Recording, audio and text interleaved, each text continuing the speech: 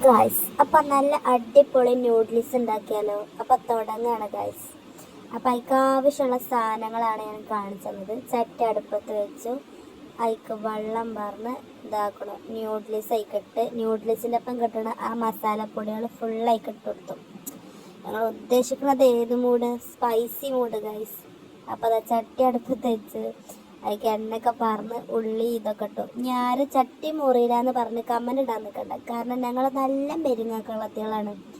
മെരിങ്ങ മടിയായതുകൊണ്ട് തന്നെയാണ് ഗൈസ് ഞങ്ങൾ അങ്ങനത്തെ ചട്ടീനെ വെച്ചത്. ഇനിയിപ്പോൾ അതൊന്നും മോറി അടുത്ത ചട്ടി എടുക്കാൻ വെച്ച ഗൈസ്. അങ്ങനെ അതിക്ക് ആവശ്യമുള്ളതൊക്കെ ഇട്ട് എല്ലാ സാധനങ്ങളും അതിക്കിട്ടിട്ട് കുറച്ച് ചിക്കൻ മസാല ഇട്ടു, വെറുതെ ഒരു ഫ്ലേവർ ഉണ്ടാണ്. പിന്നെ എന്താ ഞങ്ങൾ വേവിച്ച ന്യൂഡിൽസ് ആയി കണ്ടിട്ട് നല്ലോണം ഇളക്കി കുത്തി മറിച്ച് ഗൈസ്.